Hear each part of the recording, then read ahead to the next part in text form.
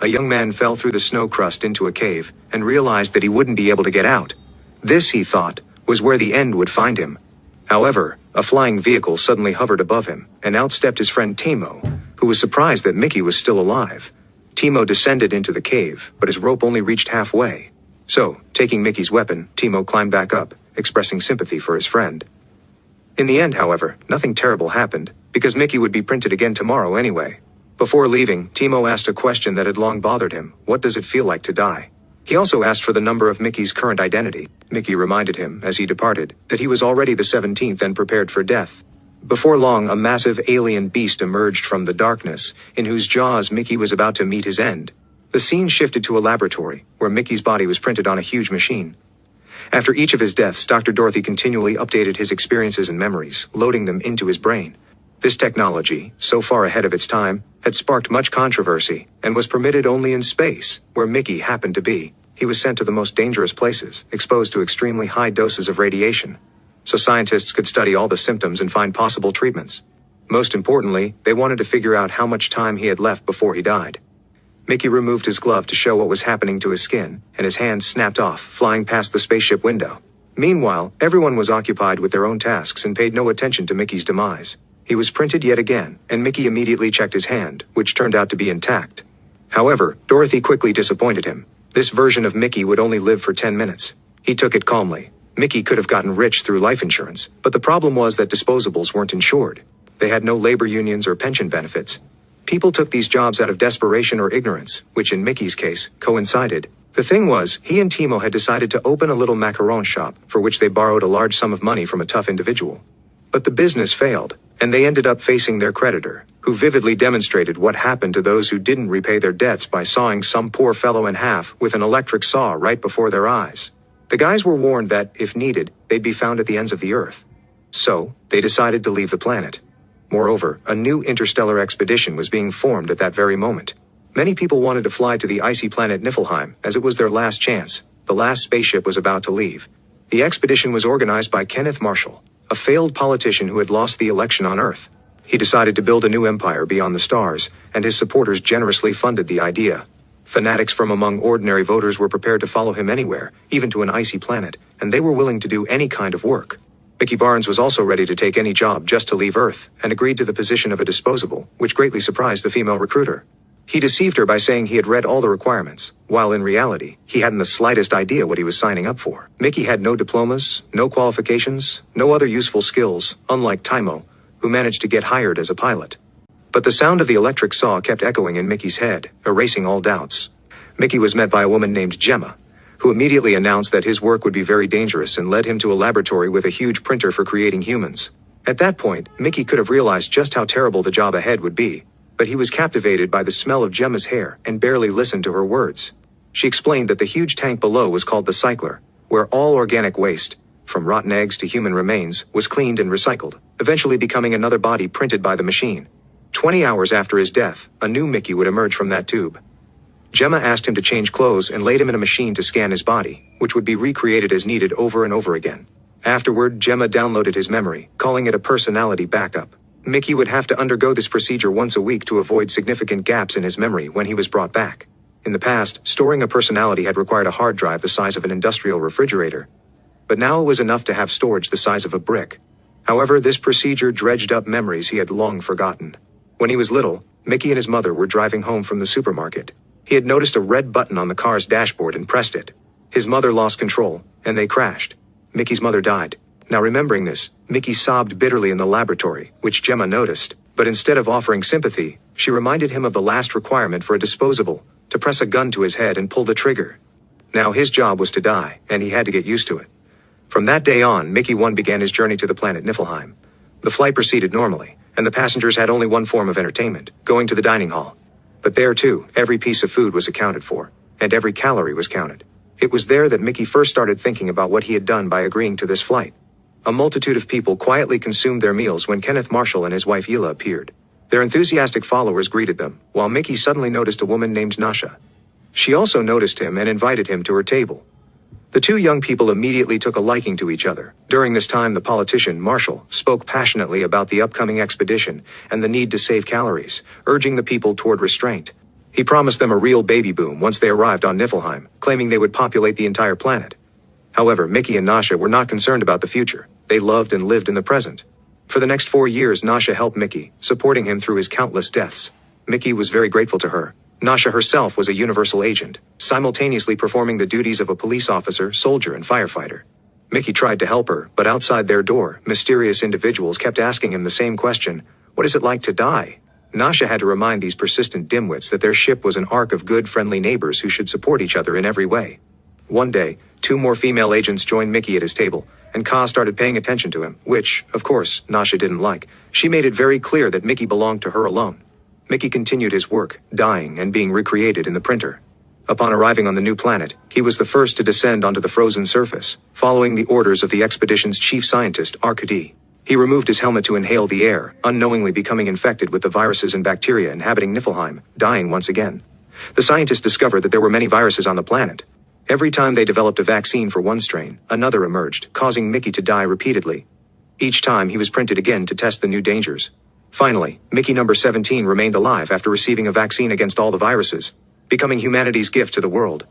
Now, they could breathe the air without protective masks. One day, Mickey joined a group of agents on an expedition to study the surrounding area. In an icy cave, they discovered unknown creatures. One of the women, frightened by the terrifying aliens, opened fire, causing the ceiling to collapse and burying her under massive blocks of ice. An enraged Marshal blamed Mickey for what happened, naming the creatures creepers and ordering the disposable to capture one. Mickey set out into the icy desert, eventually falling into a cave. Timo didn't even try to rescue him, knowing they would just print Mickey again. Taking Mickey's weapon, Timo flew back to base, leaving Mickey to face his horrifying death at the hands of the creepers. Mickey braced for the end when a terrifyingly large creature appeared before him, surrounded by smaller ones. Mickey prayed for death to come quickly and blacked out from fear. When he regained consciousness, he realized the creepers were dragging him somewhere. He assumed they were taking him to be food for their young, but to his surprise, they dragged him to the cave's exit and helped him outside. Offended, Mickey shouted that he was perfectly edible, but the creepers seemed to be escorting him. He tried to imitate their sounds, hoping to communicate. Eventually, a transport vehicle passed by, and Mickey clung to the rear platform, managing to return to base. There, he was greeted with surprise, tired and freezing. When he entered his room, he encountered another version of himself, Mickey number 18. The scientists had immediately printed him upon hearing of Mickey's death, creating a duplicate. Mickey 18 attacked, intent on killing Mickey 17, claiming that he had only been printed 2 hours ago and hadn't even lived yet. Mickey 17, recalling the history of multiplets, refused to accept the new version of himself. Multiplets were a product of early printer technology, where a developer, Alan Manikoff, had printed a double to carry out dark deeds, leading to a public scandal and the term multiplet being coined. Mickey 17 realized his double was taking him to the cycler to burn his remains. Now understanding Nasha's earlier words, Mickey realized that each version of him had its own personality. The 18th version was harsher, but when he prepared to dispose of Mickey 17, the older version offered a solution. They could alternate lives, working on even days, living on odd ones. Mickey 17 confessed that he was now afraid to die because he couldn't be sure he would be resurrected. At that moment, Timo arrived with one of the workers he was secretly selling banned substances to. Mickey 18 was furious with Timo, blaming him for Mickey 17 feat's predicament. He suggested killing the traitor, but Mickey 17 objected. Still, Mickey 18 threw Timo into the cycler. Timo managed to grab the edge, dangling over the furnace, begging for help. The 18th version of Mickey pressed a glowing hot rod against Timo's forehead, intending to push him in. But before he could, Nasha and her boss Zeke arrived. Mickey 18 reluctantly pulled Timo out, giving him a severe scare. Nasha then took Mickey 18 to his cabin, while Mickey 17 hid and watched them. He was enraged to hear how Nasha flirted with his new duplicate but felt powerless to do anything.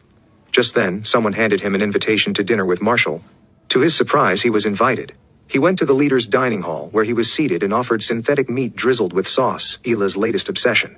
Ka joined them, and Marshall declared that she was perfect for colonizing the new planet, which deeply offended the young woman. She believed she could contribute much more than simply serving as an incubator for future children. After pulling herself together, Ka suggested they pray for the colleague who died in the cave. Suddenly, Mickey 17 had a violent reaction to the artificial meat, his neck growing red from an allergy. Arkady rushed in, admitting the meat hadn't been fully studied and that the reaction could be fatal. He proposed giving Mickey an experimental injection, but it didn't work. Marshall, seeing Mickey as expendable, prepared to kill him with a shot to the head. However, Ka intervened, opposing such a drastic measure. While they argued, Mickey 17 regained consciousness. Ka led him to her room, where a brief spark of attraction flared between them. As they were about to kiss, Ka asked if Mickey's relationship with Nasha was open. Mickey fled to his cabin, where he found Mickey 18 and Nasha. Nasha wasn't afraid of the duplicate and even suggested they all spend time together. Just then, Ka walked in, saw the multiplet, and left, intending to report the serious violation to Marshall. Nasha ran after her, planning to convince Ka to stay silent. Meanwhile, the two Mickeys in the cabin watched a show on TV, organized by Marshall, who displayed a stone from the surface of the new planet on which he intended to carve the names of the first settlers. Ka suggested Nasha share the men, offering one of the Mickeys to her. Mickey 18, having learned what happened at dinner, was furious. After lashing out at his softer duplicate, he grabbed a gun and ran to Marshall. Nasha, reminded by Ka that both Mickeys were one and the same person, declared they belonged to her alone. She was interrupted by Mickey 17, who asked the women to help save his copy. Marshall was slicing through a stone with a laser, demonstrating its properties and opening sealed passages where baby creepers had been hiding. When one of the creepers was revealed, panic spread among the people. Mickey 18 fired at Marshall, but the shot missed, grazing his cheek. Mickey 17 rushed to catch the creeper, while Mickey 18 raised his gun again. However, Nasha and Mickey 17 managed to grab him, and Ka disarmed him. Enraged, Marshall ordered them to open fire. The body of a second creeper, which had emerged from inside the stone, was riddled with bullets. The first creeper emitted a piercing squeak, and its kin immediately responded. Realizing that there were now two Mickeys, Marshall ordered the arrest of the multiplets, and they were locked in jail cells. Nasha and the two Mickeys discussed their fate and quickly realized that there would be no mercy for them. Suddenly, Mickey 17 remembered that the creepers had no intention of killing him. In fact, they had saved him. This led Nasha to suspect that the creatures might be intelligent. Just then, Timo and his accomplice arrived at the prison. It turned out that Timo had received a threatening letter from their mutual creditor, demanding that he cut Mickey into countless pieces and send a video of the execution back to Earth, or Timo himself would be killed. Unlike Mickey, Timo wouldn't be reprinted. Timo ordered his accomplice to finish off Mickey 17. Unexpectedly, Mickey 18 offered himself up instead, arguing that he was far more daring and would fight back, which should please the creditor. Timo agreed, but when his accomplice approached the cell, Mickey 18 grabbed him, snatched the stun gun, and knocked Timo out. He then took the keys and freed himself and Nasha. Nasha, preparing to cut Timo apart, was interrupted when Zeke arrived. Nasha explained to him everything Mickey had told her about the creepers. Zeke, looking at Nasha, recalled times when she had helped him pass quietly from this world, and had later greeted the new Mickey, loving all his versions. Zeke led the prisoners to Marshall, and they saw a huge number of creepers surrounding the station. The creatures had arrived shortly after the baby creeper had been killed. Dorothy caught up with them and attempted to speak to Mickey 17 in the creeper language. Mickey 17 responded, though he didn't understand what he was saying.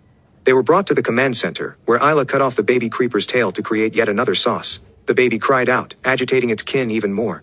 At that moment, Marshall appeared and seared Mickey 18 feet's cheek with a scorching rod, intending to distinguish the multiplets from each other. He declared that he would first destroy their memories and then throw them into the cycler. Nasha tried to convince the commander that Mickey 18 had been saving him from the creeper and explained the potential intelligence of the planet's inhabitants. If this was confirmed, Marshall's actions would be considered criminal. Just then, Dorothy demonstrated a translator invented by the scientists that could help establish a common language with the aliens. Despite this, Marshall dangled a creeper over the cycler, handing the other end of the rope to Nasha and instructing her to hold it with her teeth. Realizing the baby might burn to death, Nasha clenched the end of the rope between her teeth. Zeke, seeing what the commander was doing, ordered his agent to record everything. Meanwhile, Ari brought in a new poison gas that Marshall intended to use to wipe out all the creepers.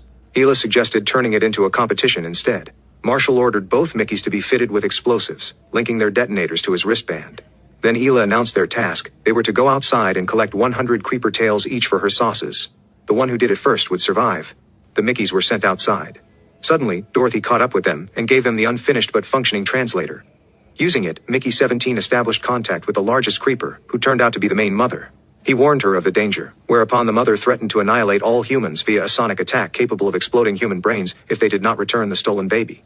As the creepers demonstrated a fraction of their power, Mickey 17 signaled to Nasha, asking her to take the surviving baby outside. At that moment, Marshall, now convinced of the situation, decided to head out in a combat vehicle and personally command the destruction of the monsters, intending to film it for historical records. Meanwhile, the mother creeper demanded that Mickey offer a human life in exchange for the life of her lost child. The vehicles exited the ship just as Nasha grabbed Hila and choked her with her legs, demanding to be let out of the ship with the creeper. Zeke ordered them to comply with her demand, ignoring Hila's rage, and reminded her of her husband's recent illegal actions. Outside, the creepers, sensing their mother was in danger, clustered around her, stacking their bodies to shield her from Marshall and his soldiers. Marshall opened fire, prompting Mickey 18 to catch up to his vehicle and leap onto it. Mickey 17 returned the baby to its mother when his double called out to him. Mickey 18, fulfilling the requirement of a life for a life, detonated his bomb vest, killing himself and Marshall. 6 months later, Nasha became the leader of the colony and called for the abandonment of the disposable program. A hitman eventually tracked down Timo, but he managed to beat him in a fight. Dorothy refined the translator, and people learned that although the creepers could strike with ultrasound, Mickey 17 still sometimes had nightmares featuring Hila and a reprinted Marshall. However, inspired by Mickey 18 Feet's example, he chased them away, especially now that the printer had been destroyed, an act entrusted to Mickey 17 himself. What did you think? Did the ending surprise you, or were you expecting it all along? Let us know in the comments below. If you enjoyed this recap, don't forget to like, subscribe, and hit the notification bell so you never miss our next movie breakdown. Want more? Check out our recap of similar movie right here. Thanks for watching, and we'll see you in the next one.